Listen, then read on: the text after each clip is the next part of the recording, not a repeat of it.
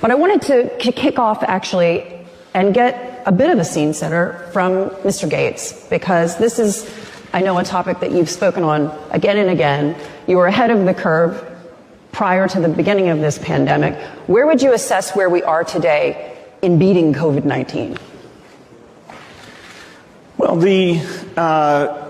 sadly, the virus itself, particularly the variant called Omicron, is a type of vaccine. That is, it creates both B-cell and T-cell immunity, and it's done a better job of getting out to the world population than we have with vaccines. If you do surveys in African countries, you get well over 80% of people have been exposed either to the vaccine or to various variants. And so, what that does is it means the chance of severe disease, which is mainly associated with being elderly and having obesity or diabetes, those risks are now dramatically reduced because of that infection exposure.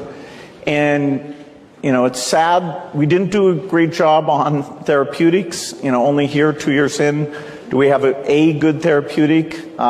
Vaccines, it took us 2 years to be in oversupply. Today, there are more vaccines than there is demand for vaccines. And that wasn't true. And next time we should try and make it, instead of 2 years, we should make it more like 6 months, which certainly some of the standardized platform approaches, including mRNA, would allow us to do that. So, it took us a lot longer this time than it should have.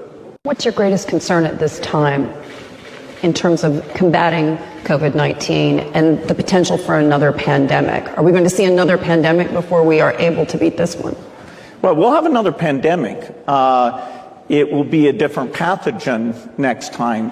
We'll have some rebound. This pathogen, we don't have a tool to do eradication. We'd like to have a new generation of vaccines that would be suitable. I mean, ideally, we'd get rid of families of respiratory viruses, including the flu family and the coronavirus family. And I do think in the next decade we can come up with an eradication vaccine. That's an aspiration, not a guarantee, but we should put R&D dollars into that. There's already a lot of work that's been done on a universal flu vaccine, and the data on that looks very promising. So we'll have rebounds, but they'll be more typical seasonal flu levels, where, of course, we don't generally shut things down, although in the future some degree of mask wearing probably will be indicated, but we won't get death levels at the kind of acute level that we're still experiencing today as the Omicron wave passes through on a global basis.